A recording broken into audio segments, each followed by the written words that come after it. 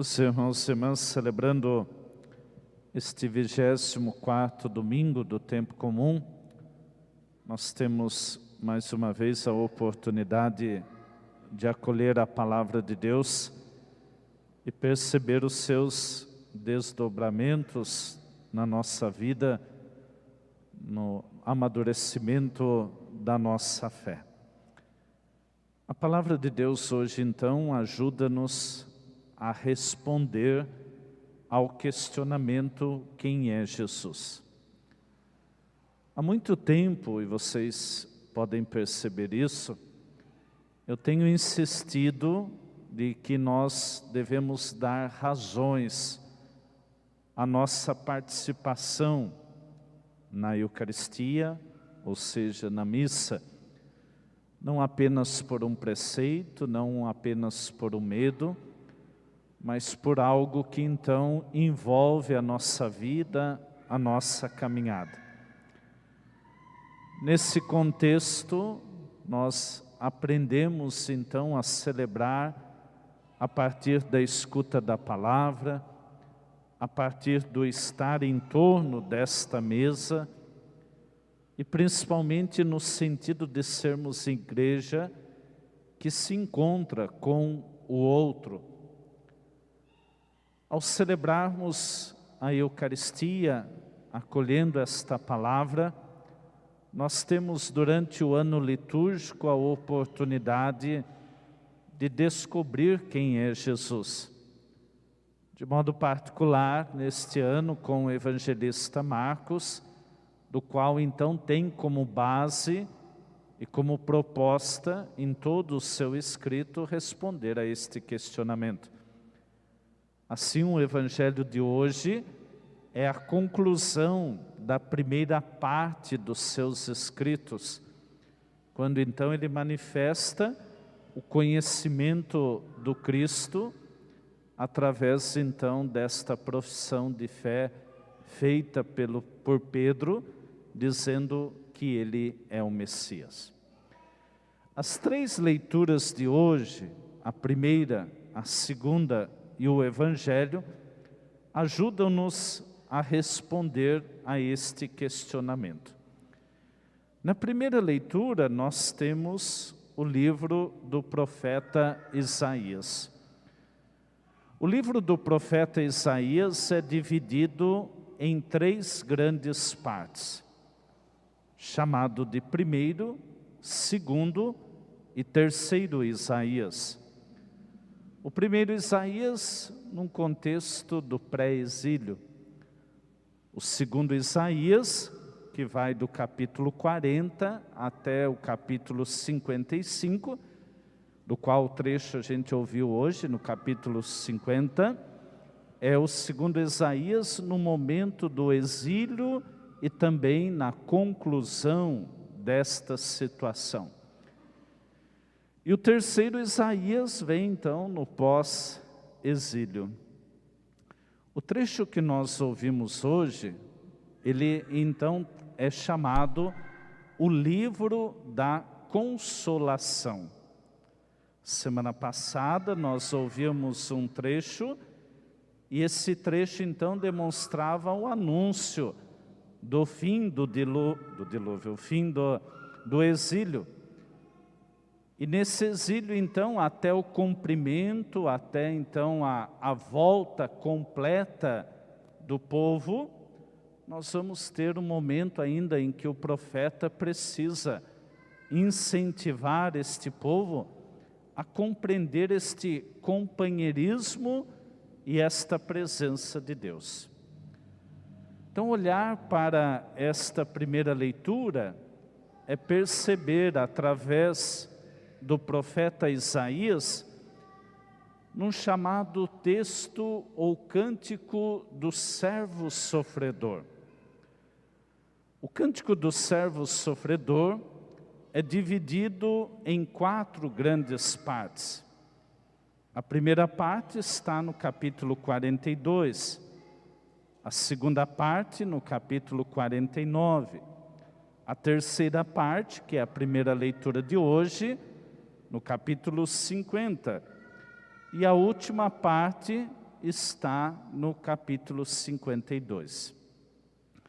Assim, então, a pergunta que nos cabe é: quem é este servo sofredor? Os estudiosos bíblicos têm um consenso de que a figura do servo sofredor é muito mais do que uma única pessoa. A figura do servo sofredor é uma comunidade, é o povo, são esses que fazem a experiência deste exílio, mas que vão viver de modo particular todo o sentido da aliança e todo o sentido desta fidelidade a este companheirismo de Deus. Mais tarde, os estudiosos bíblicos vão conseguir enxergar na figura do servo sofredor a pessoa e todo o contexto de Jesus Cristo. Por isso, uma das outras partes do cântico do servo sofredor, nós ouvimos na Sexta-feira Santa, como primeira leitura, ocasião então em que nós estamos nesta dimensão do sofrimento e da entrega de Jesus Cristo. A primeira leitura de hoje convida-nos a perceber como que este povo vive a dimensão do sofrimento. E é interessante quando a leitura começa dizendo assim: o Senhor abriu-me os ouvidos, não lhe resisti, nem voltei atrás. Este chamado, um chamado vocacional, um chamado para celebrar a aliança, se dá também numa associação com o evangelho que nós ouvimos semana passada, quando Jesus, então, numa região pagã, toca nos ouvidos de um surdo, ele passa a ouvir e, consequentemente, passa a anunciar. Na expressão do servo sofredor, ele entende que o Senhor abriu-me os ouvidos, não lhe resisti e nem voltei atrás. E assim a experiência do exílio é vivida por este servo, por esta comunidade, como uma grande experiência vocacional. O Senhor nos chamou, o Senhor permanece conosco, o Senhor está ao nosso lado. E nessa experiência do servo sofredor, eles vão de modo particular viver o sofrimento na lógica da entrega total. Ou seja, viver aquilo, passar por aquilo, ter a oportunidade de voltar para a terra, voltar para a sua região e perceber que ao longo deste caminho, como nós observamos no Salmo, o Senhor, o Deus da vida, os acompanhou, principalmente aqueles que então puderam celebrar esta fidelidade. Então, caríssimos, olhar para esta primeira leitura de hoje é perceber o quanto para eles a presença de Deus mediante os caminhos e as situações do sofrimento torna-se, entre aspas, uma grande alegria, ou seja, um sentido de uma relação que está sendo vivida a cada dia.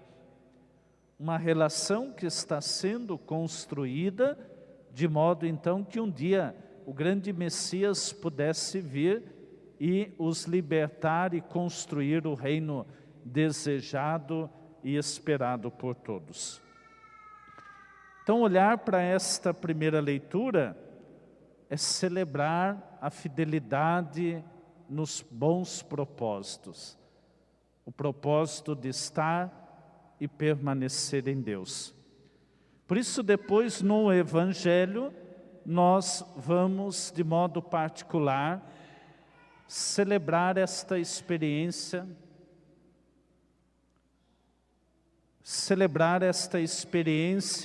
de modo particular, desse Jesus que se entrega de uma forma total, de um Jesus que marca a aliança do seu povo com esta entrega na cruz, com todo este sentido de um esvaziamento de si para um preenchimento da humanidade.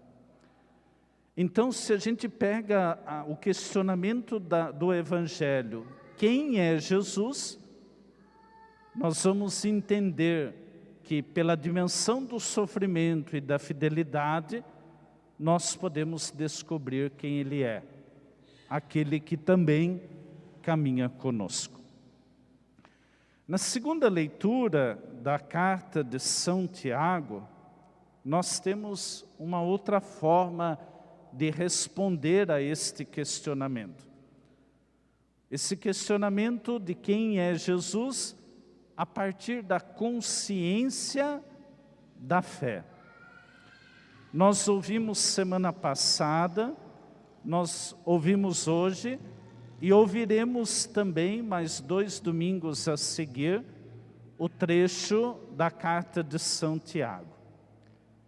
Lembremos-nos, caríssimos, as primeiras comunidades cristãs foram fundadas pelos apóstolos. E constituía o povo das primeiras comunidades cristãs as pessoas que estavam convertidas do judaísmo e as pessoas que estavam convertendo-se do paganismo. E quando então chegam e assumem uma nova postura, a postura cristã, vão precisar dar sentido a esta opção de fé. E não são todos que conseguem, da noite para o dia, abandonar as práticas anteriores, ou seja, as práticas do judaísmo e as práticas do paganismo. Por isso, então, o apóstolo precisa instruir a comunidade. Precisa dizer, olha, agora a sua vida no segmento de Jesus se dá por este, por aquele princípio. Então, as primeiras comunidades cristãs, elas vão desenvolver a sua fé na consciência do mistério da paixão, morte e ressurreição. E a segunda leitura de hoje ensina-nos a fazer uma experiência muito significativa da compreensão da fé. Quando nós vamos ao catecismo da nossa igreja, nós encontramos 3 expressões relacionadas à fé. A primeira delas é chamada lex orandi, são 3 expressões no latim. Lex orandi, lex credenti ou lex celebrandi e lex vivendi. Ou seja, uma fé que se reza, uma fé que se celebra e se acredita, e uma fé que se vive. Então, a segunda leitura de hoje demonstra para nós o processo da fé nesse contexto. Então, quando nós dizemos que temos fé, talvez a primeira compreensão seja de que ela seja uma fé orante, ou seja, que me dá a capacidade de rezar, uma capacidade de se relacionar com Deus. Mas esta fé que é oração, ela passa pela dimensão da crença e passa pela dimensão da celebração. Ou seja, nós vamos celebrar a nossa fé a partir dos 7 sacramentos, dentre os quais o principal é a Eucaristia, a missa que nós participamos. Esta fé que eu rezo, que me traz para esta dimensão comunitária, aqui então eu vou celebrar esta fé com os ritos sacramentais, para que depois então, acolhendo esta palavra, acolhendo os sinais do Cristo na Eucaristia, nós vamos então para a fé que será vivida. ou seja, a fé da prática, das ações, das obras, para então não entendermos que a nossa fé é uma fé madura só quando a gente reza, ou uma fé que é madura só quando a gente celebra, e que tudo que está aqui dentro é muito bom, mas a fé, ela precisa desta prática. Eu não posso escolher só uma fé orante. Do mesmo modo, eu não posso escolher viver uma fé só celebrada, ser celebrada, mas eu preciso unir esses três momentos de uma fé que reza, de uma fé que celebra e principalmente de uma fé que vive e se traduz nas obras. Então, responder ao questionamento quem é Jesus passa por esta percepção do modo de que nós estamos vivendo a nossa fé. Quem de nós não conhece alguém que diz assim, eu rezo em casa, eu tenho muita fé. Tá bom, ele está vivendo a lex orandi, a fé que se reza. Mas ele não consegue então levar esta oração para uma vida de comunidade que se expressa na Eucaristia. E consequentemente esta palavra e esta Eucaristia em sinais principalmente de caridade. Então, caríssimos, nós vamos saber quem é Jesus na medida em que a gente tem consciência deste processo da fé. A fé que reza, a fé que é ritual, mas a fé que no caso da segunda leitura se traduz por uma obra de caridade. A segunda leitura ajuda-nos a entender de que não nos basta a oração, não nos basta a quantidade de missa que participamos. Se alguém chega até aqui na igreja e me diz, padre, eu estou com fome, eu não posso simplesmente dizer a ele, Deus te abençoe, ele vai encher sua barriga e de em paz o Senhor vos acompanhe. Então, caríssimos, a segunda leitura vai dizer assim, a fé é prática. Aquilo que a gente celebra aqui, a gente está conseguindo viver lá fora como expressão desta oração e deste rito. Por isso, no segundo final de semana, na nossa paróquia, este final de semana, fazemos o gesto da partilha. E aí eu agradeço a todos que têm a disponibilidade de traduzir esta fé nesses gestos. Hoje, a sua partilha de 1 quilo de alimento ajuda-nos a atender 36 famílias por mês em todo o território da nossa paróquia. Então, que cada vez mais a gente esteja atento, perceptível, porque senão a gente vai achar bonito a missa, a gente vai achar bonito aquele que reza, mas aí a gente precisa se perguntar, o Jesus que eu rezo, o Jesus que eu ritualizo, é o Jesus que desemboca-se nas boas obras. Quando nós olhamos para o texto do Evangelho, caríssimos, nós temos então a centralidade deste questionamento. Retomamos um pouco o Evangelho semana passada. Jesus está numa região de pagãos. O Evangelho semana passada falava da região da Decápole, 10 cidades que estavam do outro lado do mar da Galileia. Na região da Decápole, então, o anúncio da salvação não chegava.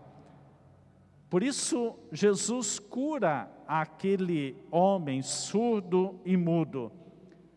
Cristo chega no meio daquele paganismo e na figura daquele homem cura aquela comunidade. Uma comunidade que terá a oportunidade de abrir os ouvidos para acolher o anúncio da salvação e uma comunidade que terá a oportunidade de falar e de testemunhar aquilo que ouviu. Hoje, Jesus continua nesta região pagã. A região ou a cidade de Cesareia de Filipe é uma cidade imperial, ou seja, uma cidade que presta culto ao imperador romano. E Jesus, então, ao chegar no meio desta cidade, e ali Pedro fazer esse testemunho de que ele é o Messias, significa então a compreensão do anúncio do reino de Deus. E aqui então eu faço uma diferença na compreensão de reino de Israel e reino de Deus. Para aquele povo, o Messias deveria vir para restaurar o reino de Israel. Se você olhar nos livros do Antigo Testamento, você vai perceber que os reis, antes de assumirem o seu governo, eles eram ungidos pelo profeta. A unção daria então a ele a responsabilidade de governar segundo a vontade de Deus. Mas sabemos que isso não acontece. E por isso o povo espera que virá o Messias, que virá então aquele que vai restaurar o reino de Israel, não aos moldes daqueles reis, ou então no contexto, nos moldes do Império Romano. Então, para eles, o Messias tem que ser alguém poderoso, tem que ser alguém com grande exército, tem que ser alguém capaz de destruir todo aquele contexto e capaz, então, de reconstruir o reino de Israel. Quando Jesus vem, assume a condição humana, ele não é entendido como Messias. Por isso a primeira pergunta do Evangelho de hoje: quem dizem as pessoas que eu sou? Para alguns o senhor é João Batista, Elias ou algum dos profetas. Eles não conseguem enxergar em Jesus esse messianismo. Eles não conseguem enxergar em Jesus essa capacidade de restaurar o reino. E por isso então vão tratá-lo sim com alguém que tem um poder extraordinário, mas não o aceitam como Messias. Por isso, mais uma vez, a profissão de fé de Pedro no centro de uma cidade imperial significa então o anúncio do reino de Deus. O reino de Deus, instaurado e apresentado pelo Messias, é um reino que vai passar pela cruz. É um reino que vai ser então rejeitado pelas autoridades. Aquele que então vai conduzir esse processo será julgado, condenado, morto. Este não tem um exército. Para entrar em Jerusalém ele precisa emprestar um jumentinho. Então esta diferença entre uma expectativa de uma restauração do reino de Israel e uma realidade de uma proposta do reino de Deus que passa pela dimensão do sofrimento. Por isso, o texto de hoje traz para nós o primeiro anúncio da paixão, quando Jesus abertamente vai dizer, de fato, que então ele precisa sofrer. E aí vem a posição e a atitude de Pedro. A posição e a atitude de Pedro varia entre a consciência do reino de Deus como Messias, mas também com aquela necessidade de restaurar o reino de Israel. Senhor, vem cá, o Senhor não pode dizer isso, que o Messias vai sofrer, que vai morrer na cruz. Isso é vergonha, isso não cabe para o Messias, isso não vai atrair a turma. E aí Jesus diz para ele, vai para longe de mim, Pedro, vai para longe de mim, Satanás. No original hebraico, a tradução é de que Pedro não foi para longe, mas foi para trás. E o ir para trás significa então que Pedro precisava aprender ou reaprender a ser discípulo.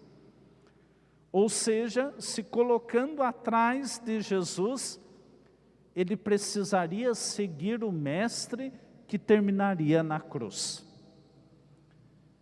Então, olhar para o Evangelho de hoje é perceber também a nossa consciência de Jesus.